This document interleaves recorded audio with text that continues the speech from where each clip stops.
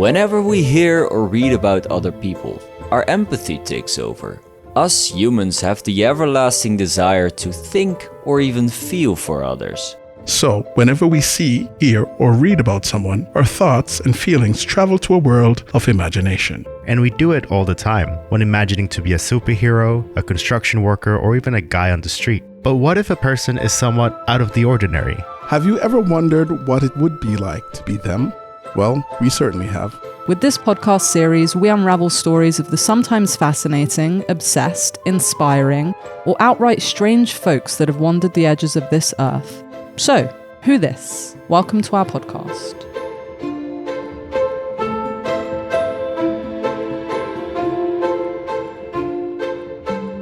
So imagine having an insatiable hunger.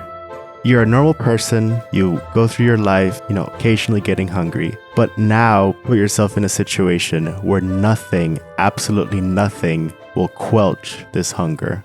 What do you do and how far will you take it?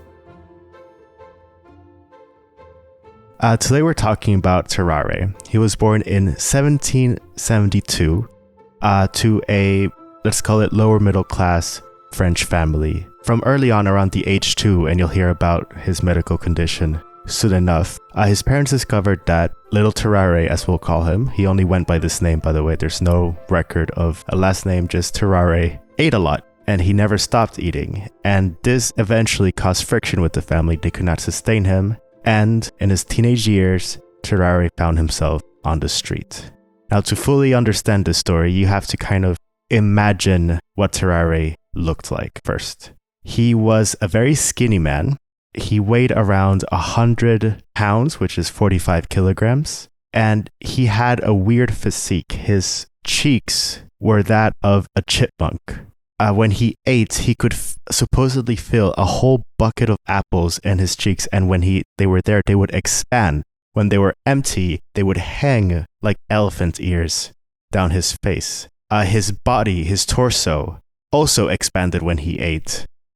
He could hold up to maybe 40 kilograms of food in his stomach at once, and his physique would literally expand. And when his stomach was empty, it was reported that the flaps of skin that were left over could be wrapped around him like a waistband. So this is Tarrare. He had a very tough childhood, as you can imagine. Very little is known of Tarrare's childhood growing up. The only time we hear of him again is in his late teenagehood in the 1780s, when he is essentially picked up by a ragtag group of prostitutes, entertainers, just carnies essentially, who swindled people for money but still had a facade of carnival, and he joined them as their new spectacle, the man who could eat everything.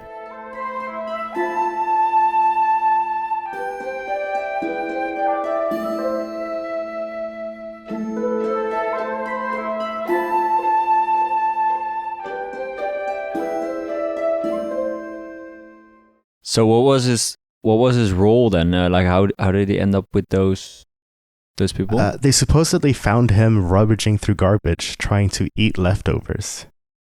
That's how the story goes. Again, his hunger was insatiable, and they started an act together, which was, this man can eat everything. And this is gonna get morbid, but he could eat everything, and I'm sure listeners' discretion is advised to what I'm about to say, but he reportedly disemboweled cats in front of the audience. He would, just to prove the point, he would swallow cats whole or bite into their stomachs and then leave only bones intact. He could fit a whole crate of apples in his mouth at once and then swallow them. Did this guy also not have taste then? Because apparently it mustn't have been tasty. Yeah, so we'll get into his a disorder supposedly soon enough, but yeah, it must have been disgusting. He also bit into the head of an eel in one of the circus shows, and after biting it, he swallowed the eel whole. Nice. Right? Well, I guess they didn't have to feed him. No. Because his whole performance was about this eating. Yeah, they didn't have to. Well, I think they worried about feeding him, but not what to feed him, I suppose. Oh, well, that's true. Because how would he stop? Yeah. Yeah, so it was a problem. And then if we continue with his life story, it gets a bit more dramatic. It's eventually after, let's say, a couple of years of doing this carny circus performance life, he decides to join the French army. I've read reports that he felt lost in life, didn't know what to do, and so joined the armed forces. He had very minimal social connections. His stench was a big part of it, probably. The doctor who later operated on him or took care of him reported that you could smell his stench from 20 paces away, which we can count as 20 feet. Again, because at this point, this man would just eat anything. And so his body gave off tremendously horrid Bad smells. odors. But I actually came across this as well, and I think in this doctor's report it was actually written down that he had stink lines. Stink lines, yeah. So I imagine like very cartoon-like, where you actually see that someone smells. So it was actually steam coming off his body.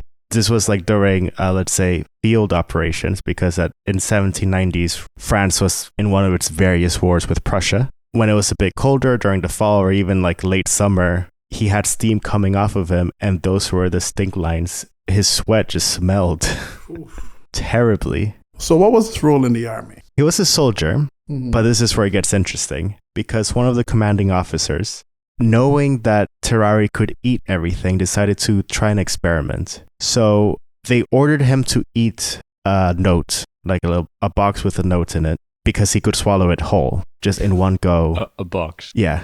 A whole box. A small one.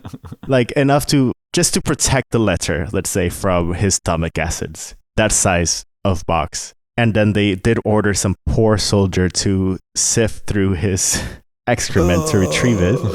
And it was intact. So he decided to try and use Tarrare as a spy against the Prussians. He could deliver notes to people behind enemy lines, in prison, etc. I mean, this is for me. This is a surprising bit, because if someone smells that badly, you're not really unnoticeable by people, are you? Yeah, it was a terrible idea. His smell is one of the terrible things. The second was, again, referring back to Tarrare's figure, he was very noticeable. You could see this man walking from meters away. He had saggy skin that his cheeks were compared to elephant ears in how far they sagged down. And he didn't speak any German. He was a French peasant sent to Germany During a war. During a war. Yeah, that makes no sense. As a spy. So he was caught almost immediately. And the story goes that they tortured him for a day. Also, they noted his smell. Poor kid. It was one thing that everybody seemed to always note down wherever there is records. They noted his smell, but also they tortured him for a day, and Tarrare, he pleaded so much and was so, let's say, regretful about the situation that they let him go. It also helped that the note that he was supposed to deliver, after he revealed that he had the note, they tied him to a latrine until he pooped it out. He was there for a day and a half. And when they opened the box, again, some poor soldier was ordered to go through his excrement. The note only said, "Let us know if you had received this note." Oh, Jesus. So it was yet another test. It was a test run or something. It was just a test It run. was just a test run. So they let him go with the promise of never spying again, which is which is bad. Yeah. So this was his role in the war. It was very unfortunate. It just ended in torture and aimlessness, really. So was the doctor working with him at all? The doctor that was part of the French army? Yeah, in the sense that Tarrare was a guinea pig. He was a medical fascination to Dr. Percy, was his name. Who, by the way, Martin, I don't know if you want to share, but he is apparently a front runner in... Yeah, I read that he's the father of military surgery. Well, this is just a footnote in his illustrious career as a military surgeon. But he did experiment a bit on Percy, just trying to understand his physique. Why and how, really. Remember, this is 1790s at this point. So yeah, this is a tremendous medical condition, probably never seen before. Okay. Yeah. We're not exactly sure what he's had. Well, it's of course he had obviously an insatiable appetite. Yeah. And of course, we can say that this is something, it's either psychological or physical. And I think what I'm getting here is a syndrome that is called the Prader-Willi syndrome. Of course, this was found about 200 years after. Yeah, 1956, right? 1956. It was 200 years after Tarrare existence, right? So they couldn't have had the diagnosis, even though they had something of the sort in about 1887 around. But still, Tarrare was long gone by then. But this syndrome was a genetic syndrome that caused a person to eat and wasn't able to feel satiated. And it also came with them having growth problems and having problems with gaining weight. And they also drooped. They had droopy skin and fair skin and thin eyes and stuff like that. So they looked weird to our standards. Yeah. They looked weird. And so when you're describing him, I'm seeing these symptoms that I know, of course, I can't, he's not in front of me, and I don't bring out the book of and diagnose him. But what I am seeing is this thing playing out. And obviously this is something that he could not control. And even though they said he was psychologically sane, he still had this thing that kept him eating and eating, right? So it tells me that it was something probably beyond his psychological state, that there was something physical, chemically going on that caused him, or genetically, as the Prader-Willi syndrome suggests, that caused him to not be able to feel the satiation. And so for a bit more of context, the amount he ate. So during his time in the military, he was given 4 rations, as in proportionally he ate the rations of 4 men, but this was by no means enough, so he would regularly go through garbage again. He would also be tempted to eat human flesh, and this is a bit of a segue into the next leg of his life, which was post-military. He was sent to the hospital, and this time this is when he was really being treated by Dr. Percy. And he was kept in this hospital and fed regularly. A great demand, by the way, but still he would go out, go through garbage, eat whatever he could. But as the longer he stayed, and this was maybe close to a decade he was at this hospital before he passed away, he got more desperate to eat. And he was caught on some occasions drinking blood, human blood. He would go to patients whose bloods were being drained on some regard. I think for a good portion of this was still the military hospital, so there was wounded men who were bleeding out and their blood had to be collected. And Tarrare would be found drinking said blood. He would also start going into the morgue, and he was caught attempting to eat human flesh. Dead flesh. Dead flesh. Man, that sucks. And this went on for a long time. Apparently they were very patient with Tarrare, let's say, except for one incident in which a 14-month-old baby boy was found missing, and rumors quickly spread around the hospital that it was Tarrare who had eaten him. And now this is not proven, but for Dr. Percy, this was enough, and this was the moment where he was discharged from the hospital. So he also wasn't arrested or anything? He wasn't arrested or anything. He was just kicked out of the hospital. I mean, the evidence would have been what, Yeah, there's no evidence. And also it was apparently fairly common for young children to go missing or to die prematurely, etc. But still, the rumors were enough at this point, I think, of after years of trying to get a guy not to eat everything around him. The medical staff probably had enough and let him go. And this is actually the last we know of Tarrare before he passed away. So some 4 years after this incident, ironically of all things, he got tuberculosis and was checked into a hospital in Marseille. And upon hearing about this, Dr. Percy went to go see Tarrare for the last time as he passed away and decided to do the autopsy. And now this is where we get the last information of Tarrare. No, I heard that he actually checked in because he thought there was like a golden spoon that he ate years ago stuck in his body, and that caused him pain. But actually he was in a late stage of tuberculosis. Yeah, exactly. It's a weird connection he made, by the way. Yeah, very weird, yeah. Of all the things he ate throughout his life. This particular golden spoon is the reason that he felt bad. Well, he must have known he didn't pass the spoon.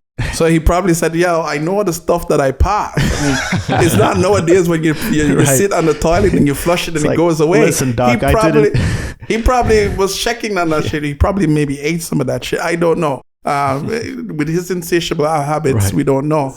Hey, don't make him more disgusting than he already is. I mean, I don't know if that is even possible. I don't know if he's a disgusting man. Like, I wouldn't call him that, but I would say what happened to him was disgusting and very unfortunate for. Right. People did describe him disgustingly, as in not as a disgusting man, but you can imagine that he was very much ostracized from society around him. Right. And in some of the stuff that I've seen, it's that he wanted a cure. I mean, the doctor was even trying to look for a cure with him. So he wanted to be better, but he just didn't, of course. It was beyond his scope to do that himself. That is true. What I read is that so after he was taken by the Prussians and being tortured, he actually wanted to be helped, and that's where Dr. Percy comes in. So he actually sought to be cured from his disease or whatever he had, because he knew that it wasn't normal. Yeah, he sought out Percy first. Yeah, so he saw him, and then I found it very interesting to read what kind of experiments were tested, or like what the medical procedure actually looked like. So what I read is that Dr. Percy gave him laudanum, like an opioid. Mm-hmm. He gave him tobacco pills, wine vinegar, and soft-boiled eggs. It's 18th century France, so I guess that's a normal way. But I'm pretty sure that didn't help him much. Yeah, it sounds like stuff like opioids and tobacco. They are things that people use to satiate themselves, right? So if I'm eating, people who usually have a smoking habit usually eat less because they have this other habit, especially when it comes to like drugs and tobacco. And I'm feeling like the soft-boiled eggs are also, satiating, supposed to be satiating meal. So I'm thinking that he was trying to see if any of these satiating practices would have worked, not knowing that this has nothing to do with the man psychologically, but has something to do with the man genetically. And then that's, again, I'm still pushing that theory that some people say it's hyperhidroidism, or some people might say it's the Prader-Willi syndrome, but I'm pushing the Prader-Willi because it would explain more. Right. Yeah. And the half autopsy that was carried out by Percy also says a lot. So, by the way, as you remember his smell throughout his life, supposedly in death, it was much worse. So Percy and his crew actually decided to stop halfway through the autopsy because they couldn't take it anymore. But they did, open him up, and they discovered first his throat, or the tunnel between his mouth and his stomach, was massive. So they reportedly could see straight down to his stomach. Because it was so enlarged, and that is how, for example, he, maybe through years of doing so, but it was probably already larger than usual, he just created a direct cavity where he could swallow things whole. And his liver and his stomach and his intestines that, did with food processing and all that jazz, they were 75% of his torso. Everything else that required life, like lungs, hearts, etc., were in like upper left corner of his body. Everything else was enlarged massively. And this was their idea of this is probably why he was so hungry all the time. And I think it's one of the symptoms of the thing that you said, Dane. So he was born with a abnormal, to say it relatively unkindly, body, and he had to live his life with the consequences of you always felt hungry no matter what. Right. And fun fact, they didn't find the gold spoon. And they did not find the gold spoon. They did not find that. I don't know how fun that is, but it is a fact. But let me just clear off. I said hyperhidroidism, which hyperhidroidism is excessive sweat. What I meant to say was hyperthyroidism. So just to put that out there, don't come for my neck. No, his normal sized neck. Don't go for it. No, but so what do you take away from this, Joe? Because it seems like a very tragic life, right? So he was 26 years old when he passed. Yeah, that's very young. It's very even young. in like a couple of centuries back. That's very young. Yeah, I don't know. I think he spent his whole life ostracized, which is something that we all fear, I think, inherently as humans. And it's a bit tragic to see it happen and be recorded. And the thing about Tarrare is that when you read about him, it's always about this freak of nature, right? It's always about, look at this, this is crazy, but never about the kid who was behind it, who supposedly had a very sane mind, was a normal boy, who just happened to be very, very, very hungry. Yeah. So yeah, I mean, it must have been lonely. It must have been lonely, but it must have been horrible as well. So if you're always hungry and you go to certain levels to actually sort of try to fill that hunger that never goes away, it must be agonizing, right? To have that body that just screams eternal hunger always, especially with no medical science to help you out. That's what I also lingered on. I feel like that's what the allegory of hell is like. It's like you have this thing that you're constantly in that fire and you can't get out of it, right? It's this thing that, I mean, who is eating who is eating what, you know? Is it this thing that's eating him, or is he that eating the stuff? It's like, I mean, one of the takeaways I would look at is, for me, Joe, is you can never judge what is going on in a person or who a person is by the so-called defects that we see in that person. This person was rejected from his childhood, right? His whole family was saying, you know, we can't take care of him, and he was kicked out of the house. And then the same army slightly rejected him, right? They treated him like a piece of material to be used. And so did Dr. Percy. Although I do genuinely feel like Dr. Percy, even though he was running experiments for his own gain, I think he wanted to help. But he just didn't have the means by which he could do it. And so he got rejected by Dr. Percy and the hospitals also. And so this man, from a boy, was trying to become better, and it just wasn't happening, right? And if we keep judging people by the stuff that we see on the outside, I think we can turn into the people who don't actually understand a person in the arc of their narrative, and not just in the stuff that we see as wrong or dysfunctional in them. So we hope we gave you enough to chew on. Catch us next week on any of your podcast platforms.